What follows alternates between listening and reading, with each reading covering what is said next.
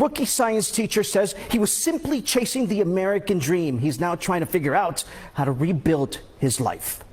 I believe that they should have given, more attention to my case. Walner Sauceda thinks the American immigration system failed him. He spent years waiting for a decision on his asylum case, and when it was denied, he spent years checking in with immigration authorities, like many living in legal limbo. Now, deported to Honduras, a country he has not seen since he was 13. The FIU grad was just starting his teaching career at Palm Springs Middle School. It has affected me in different ways, and especially my students, because my students were left without a teacher. This affects their academic life. We traveled to Honduras, went to his tiny village, 3 hours outside the capital. The first thing I read is that we miss you. Walner showed us the outpouring of support he has received from students and colleagues. Letters describing their worries about an upcoming test and how they wish he was there to prepare them. Mr. Sauceda, you were my favorite teacher and still are. It's been weeks since he's been back in Honduras. Came back with nothing but the clothes he was wearing. To his surprise, a special delivery came by way of the teachers union. Suitcases packed with his clothing. The iPad? The stuff he left behind. Things that really matter. His college degree, the teaching certificate, and those letters from students and his colleagues. Why did you decide to go to Honduras?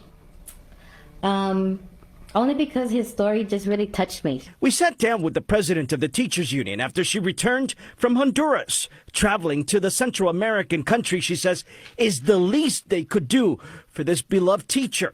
They also raised money for him. In the Palm Springs classroom, there's still hope Walner will return. Back in Honduras, Walner told me he would if given the chance. But for now, he's adapting to a different world. The sad part is leaving my family behind. Faith, he says, has helped a lot. Called himself a lifelong Christian whose church is literally next door. But I ask God for peace, and I know that God is providing. And if I'm here in this country, it's because He's going to provide. After my husband's deportation in 2022, I made the move out to Mexico with him, and I have been making content basically ever since. Literally started making content while I was still waiting for him to be deported. Well, something that I didn't really ever talk about on my social media was how hard it was. I've talked about how hard it is leaving my family, but I've never talked about how hard financially it was for us. This is all we were able to take to Mexico with us. This bag held all of my son's toys, that little bag that he's holding. And for the first little bit, this is how we were living. The first few months, we actually didn't have a TV. When we did get it, that's how we had it. This is how our son's room looked, and those right there are all the toys that they had. We got real creative though. My man even made this rocket ship for the kids out of cardboard.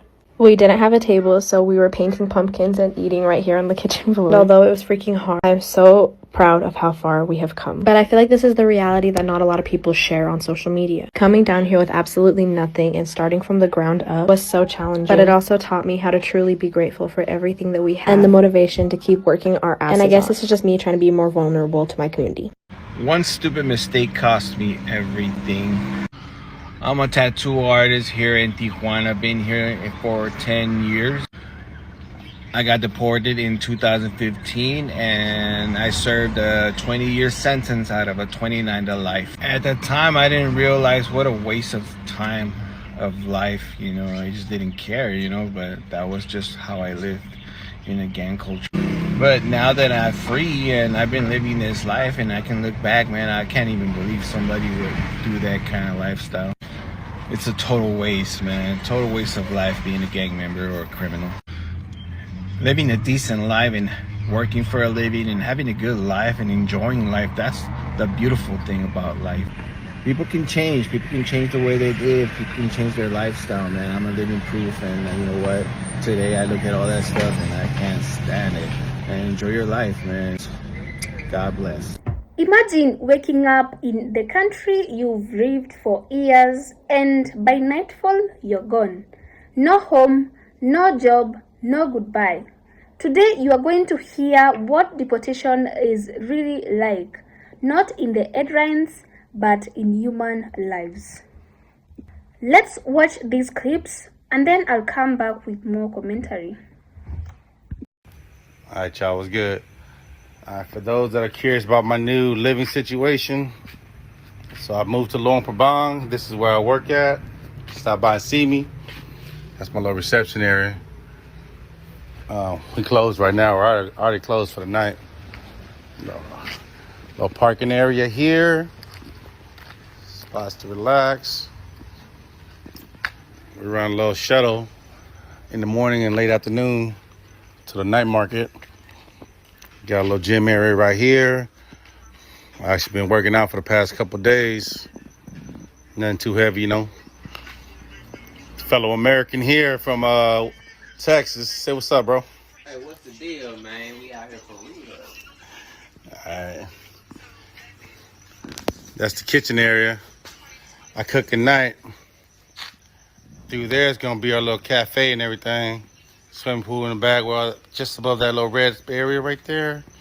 That's some dormitories. Alright. Basically got a personal bathroom here. That's dope.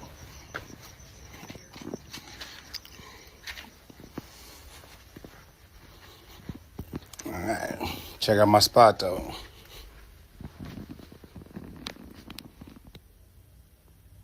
Made a little homie, you know what I'm saying? Finally hooked that up.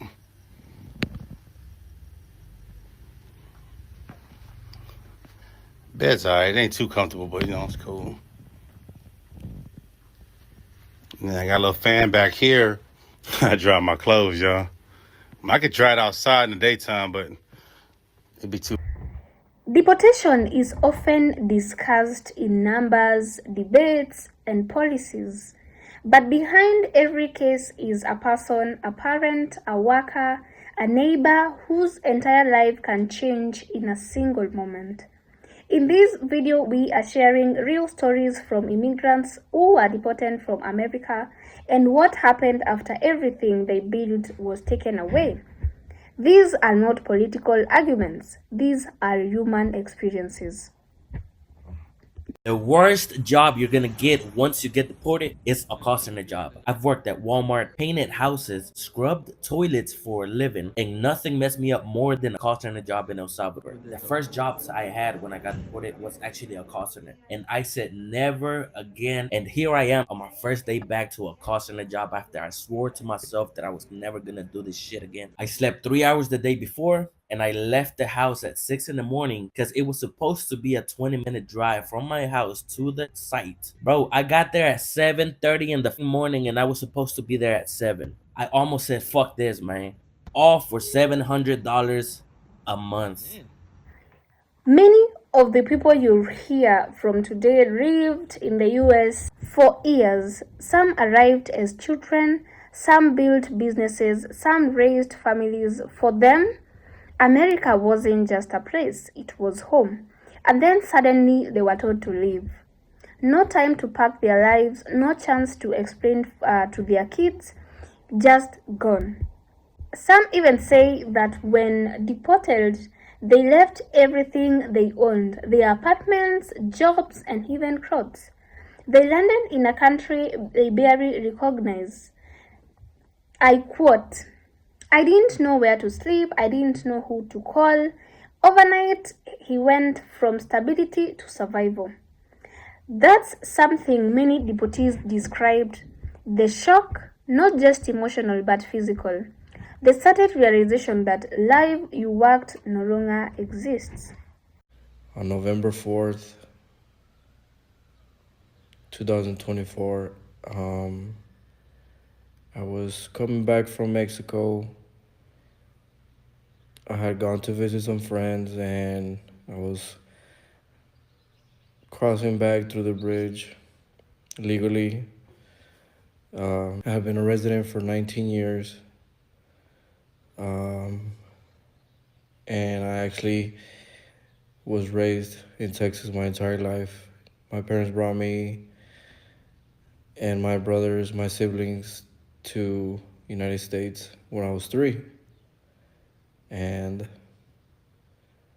November 4th, I was detained by Homeland Security at the border and I was never released.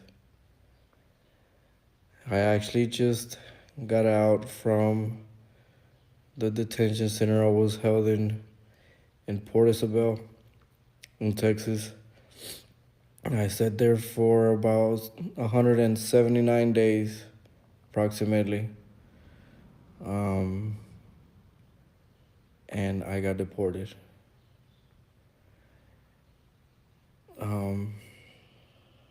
I can't really answer why they detained me. It took about 2 months for them to give me any paperwork telling me why I got detained, why I was getting threatened to get deported, etc. I went through several lawyers because the first two I paid a couple of $100, and they took my money, and I never heard from them again. But after my family helped me get a hold of a good lawyer, I fought and fought and fought, and ICE and Homeland Security never bent. They told me I wasn't eligible to be in that country anymore when I've never had any felonies, I've never hurt nobody, I've never been to prison, and all I've done was work my entire life. Since I was 17, I worked, never stopped, not a single day. I worked as a blue-collar boy. Once I hit the age of 19, I was eligible to work, and I started working and paying taxes, and I had children. I have 4 children from the age of 18 all the way down to 1, and I lost my children.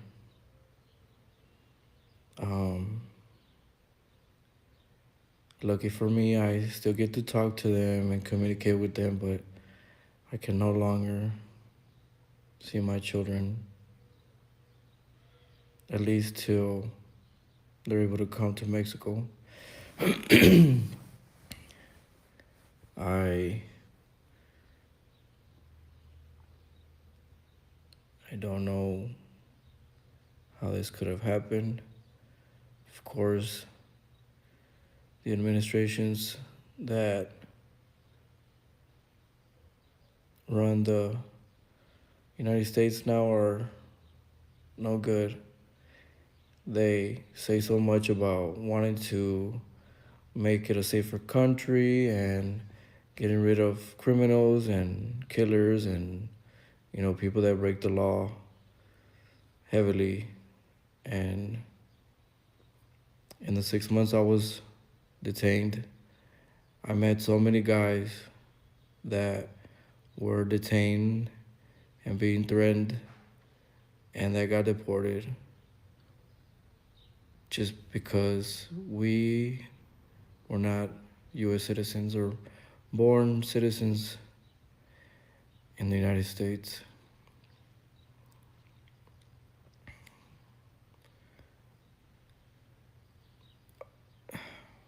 I didn't see very many criminals go through that detention center at all.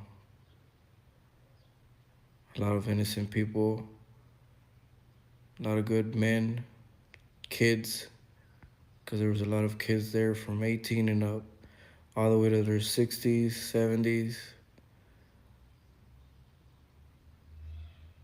And I'm blessed to have family that have my back, but I lost what I love dearly the most. It's my kids, my lifestyle, my family. So yeah, that's what's going on. And here is the part most people never hear about. Several immigrants shared that the hardest part wasn't jobs or even money.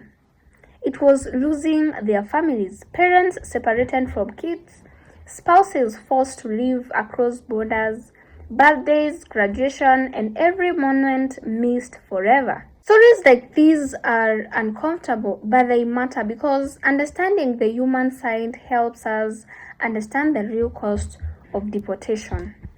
Let's talk about starting over. After deportation, many immigrants face another challenge: starting over from nothing. No credit history, no professional recognition, sometimes not even fluency in the language of the country they are sent to.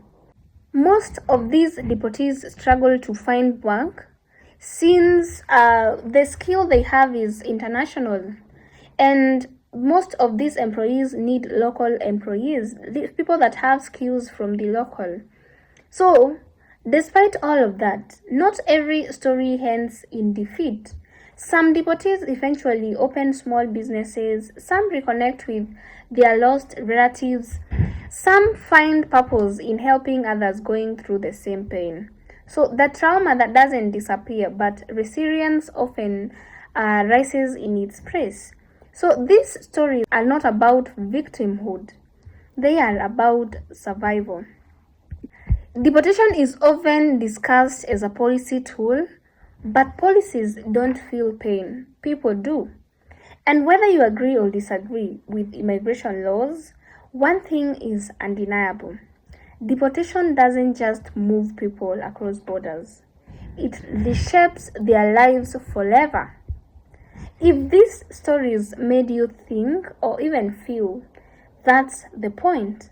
Thank you for listening, and thank you so much for seeing the human side.